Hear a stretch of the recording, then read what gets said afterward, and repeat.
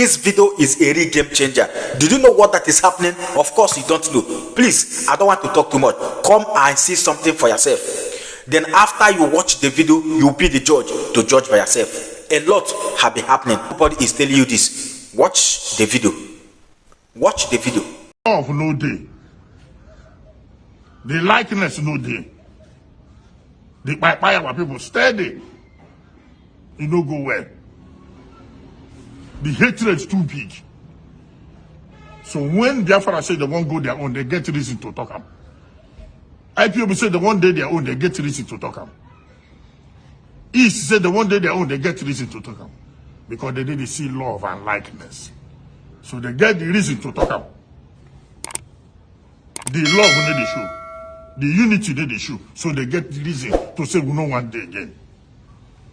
It is to put in Nnamdi Kanu for prison go solve matter. It didn't solve matter. Rather, it increase. It scatter things. Make una do releasing Nnamdi Kanu. He no do anything. Bumi dey free, they carry escort the waka. Man where they head bandits, man where they speak for bandits, man where they speak for kidnappers. If they busy, escort the follow. So I'm going around asking people, do not shy away from politics. Peter Obi is not asking you today for vote for Peter Obi. I'm asking you to sit down and scrutinize all those that are offering themselves for election. Put all of us on a scale. Let's know who we are. Let's ask questions who we are. Let's verify who we are. Do not vote for me because I'm an Igbo man. Do not vote for anybody because they're from the West. Do not vote for anybody because they're from the North. This is time to vote a human being who have conscience and trust.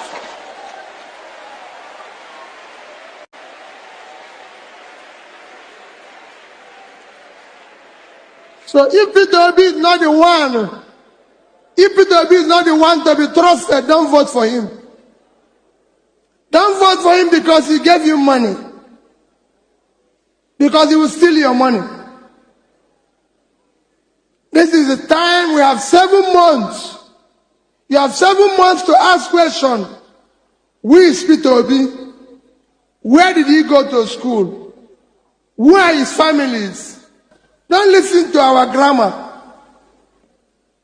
This is time to ask about people's lifestyle. Where they live, how they live, everything. That is what we need now. Don't listen to our promises. Ask questions. The ones we promised in the past, how did we keep it? Please be seated.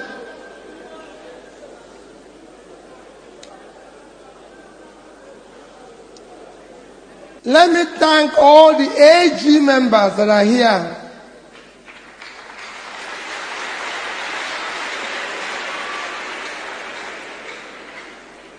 We are all children of God, so I'm an AG member.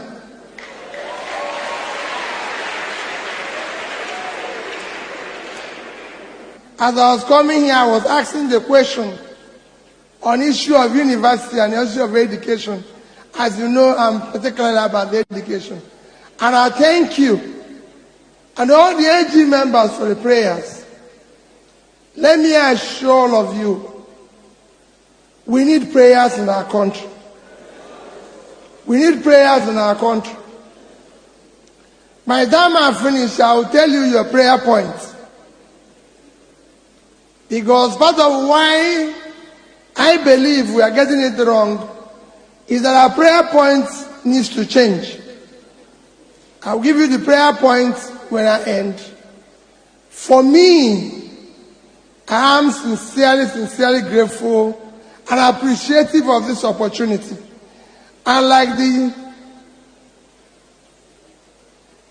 our Father in faith have said, it's not a political rally. But I also said to the church, do not walk away from politics.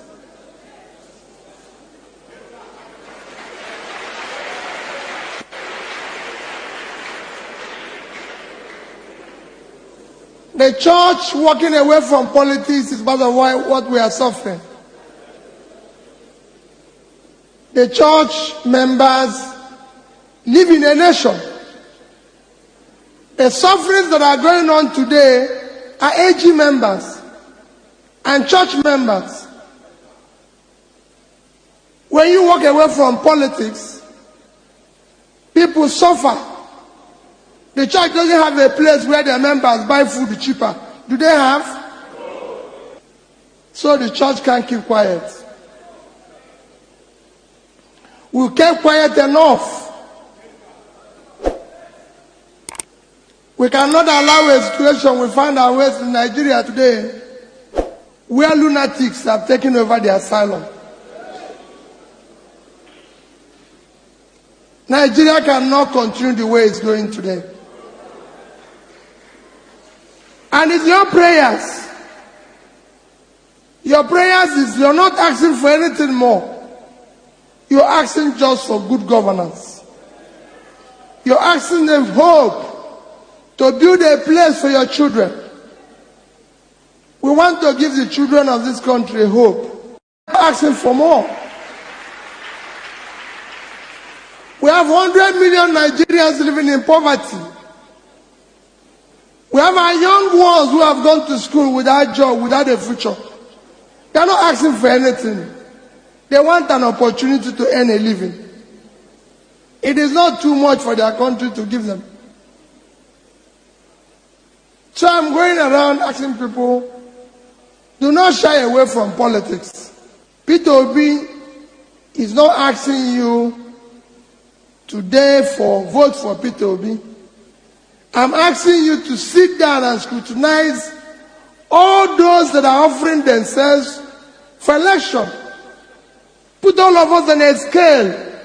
Let's know who we are. Let's ask questions who we are. Let's verify who we are. Do not vote for me because I'm an Igbo man. Do not vote for anybody because they're from the West. Do not vote for anybody because they're from the North. This is time to vote a human being who have conscience and trust.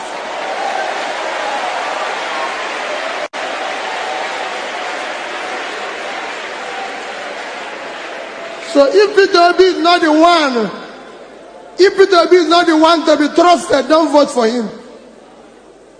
Don't vote for him because he gave you money.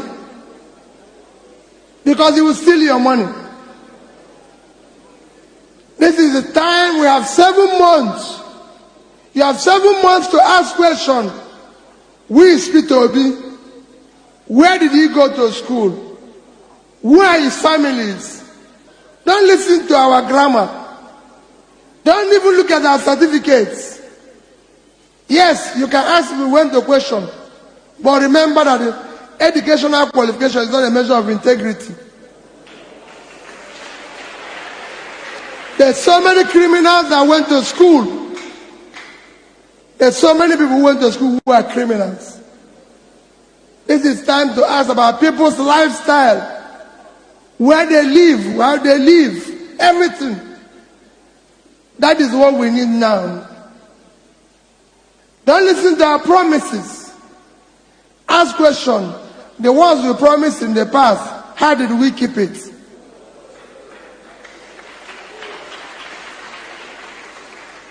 That is important.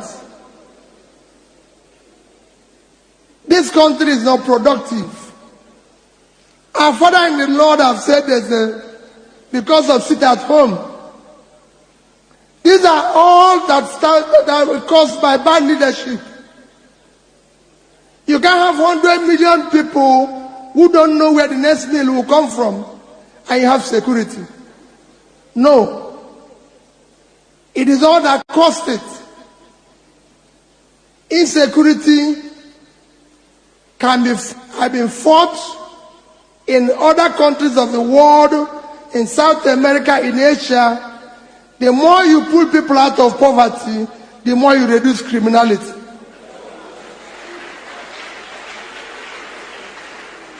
People's businesses are collapsing. Our children are not in school. People are dying because there's no health care. Nothing. This is time to ask questions about all of us. I only ask for prayers. Not prayers for me,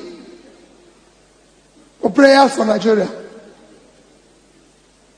Prayers that Nigeria do not make mistake. Prayers that will start electing people with conscience. People with fear of God. Everybody here is a child of God. Peter Obi is not better than anybody here. It's God that gave us power, gave us position to use it to serve humanity, but we have used it to serve ourselves. And that is what we need to question now. And like I said, do not listen to politicians, including me, talk. Go and verify.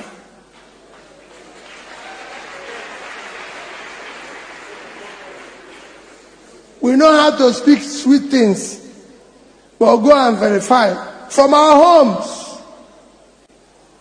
ask even our wives, our children, who their father is, how he lives at home, his relationship with his wife. I thank you for the opportunity. It was prayers that I asked.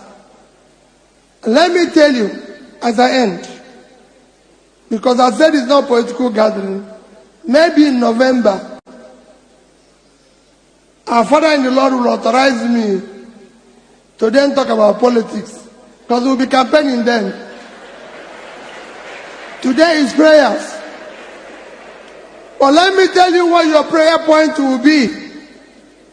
As you go on now, do not pray for Nigeria. Nigeria is one of the best places God created in the surface of the earth. Nigeria have a 923,000 square kilometers of land. Fertile land. Some other people don't have it. Nigeria is 200 million people. But because of bad political leadership, it's unproductive. All we do here is sharing. No producing. I've studied about 31 countries and found out that God blessed Nigeria. He gave them everything, but gave them bad leadership. And that cannot continue. The politicians don't need our votes to get to power. Who do they need? The judges. That is why Wike is building mansions for judges. That is why state governors are donating Prados and Land Cruisers to judges across the states. That is why they are making sure judges are the best paid people in Nigeria. And meanwhile, governors who cannot pay minimum wage are feeding judges with the kind of money and emoluments and free prey that you cannot add up and cannot declare. Because citizens don't care. So, but Prof, you think buying houses and giving vehicles to judges are wrong? By politicians? Of course I think it's wrong. You think I'm going to pull back from that and tell you it is very right? It is wrong. So help them do their jobs well. Make them live Excuse me, what happened so to that judicial they are not budgets? susceptible to what happened to judicial budgets? Influence. Now, okay, so a governor has money or thinks they have money to give to procurement of vehicles for judges. Why is that not in the judicial budget? So anything that anyone... Because in the code of conduct for judicial officers, it is given that there is an amount, there is a level of gifting that any judge can subject himself or herself to. No.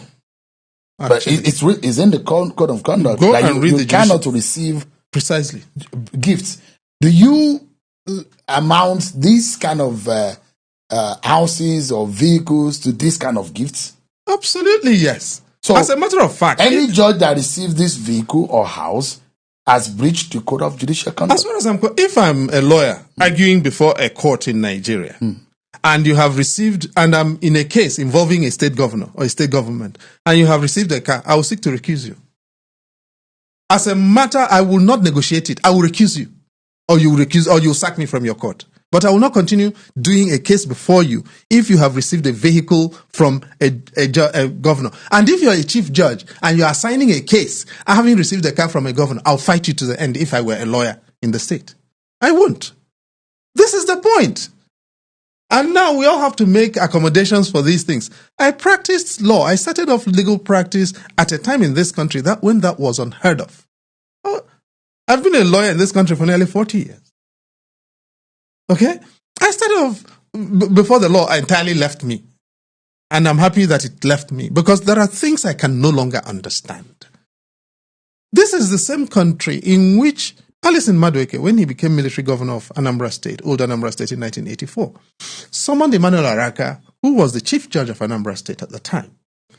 Araka declined to go to the office of the state governor because he found it incompatible with his status as a judge. And he was seeking accommodation for them to meet in a neutral place. Alison Madueke summoned him a second time. He declined. Alison Madueke went to Tunde Idiagbon and asked Tunde Idiagbon, it is either that man is fired or you get rid of me. And because Alison Madueke, although he was a Navy captain, he was senior to Tunde Idiagbon. Okay? Alison Madueke was in regular course 1 of the Nigerian Defense Academy. He only lost seniority as a result of the Civil War. All right?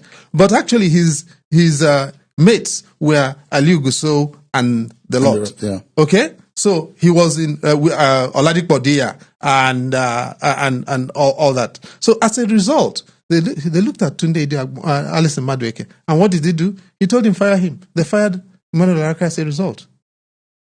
1984. Okay? Now, why did they fire him? Because he asserted his independence as a chief judge of the state. We had judges in this country, and we still do, by the way, who are not willing to bend to the caprice of temporal power for the purpose of keeping office. But now they are endangered. And it is important to remember that the judicial office is not one where you go to beg for cars in order to do your work. These days, if you're independent, you don't get a car. Your orderly is withdrawn. You're sent to a court where the roof is leaking.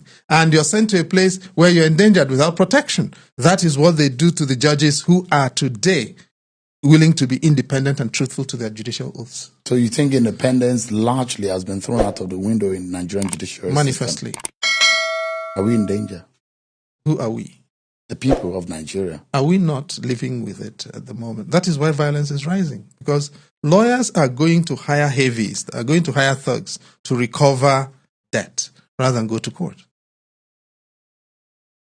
You know, mechanisms of mediation and arbitration are not working because you cannot trust them anymore to work. People, you have court orders that are not being respected. I'm not even going to... what is his name? Alhaji Maman, the immediate past, the former minister for energy, right? Power, who was convicted. He was convicted in absentia, wasn't he? Was he in court when he was convicted?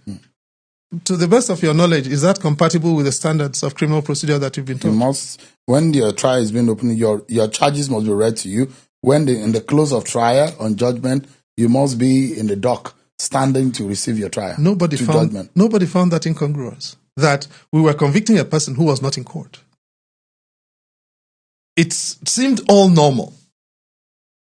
And it is because of the embarrassment and, the rising public askance that they went and looked and took him back from where they secreted him. Because quite clearly, I cannot understand how a person of that seniority could have been undergoing trial while being absent from court, and nobody was worried about that. And so when the public askance started rising, they went and just collected him back from where they had secreted him in Kaduna. That it does not bother any of us. Have you seen it? This is the reason why we are advocating for Biafra. Is either Biafra or nothing. Nothing anyone can do about it. Nigeria is just playing their last game. One Nigeria is a crime against humanity. Is either Biafra or nothing. Well, who am I? I'm only a messenger. If you come across this video and find it very helpful, please don't hesitate to touch and have for share button, like and turn on the notification bell. So whenever we upload a new video like this, you'll be the first person to be notified. And in doing that, we encourage you to do more, because togetherness we shall save life together. Because in Biafra, Africa rise the more. Till next time, see you in my next video. Bye for now. Thank you.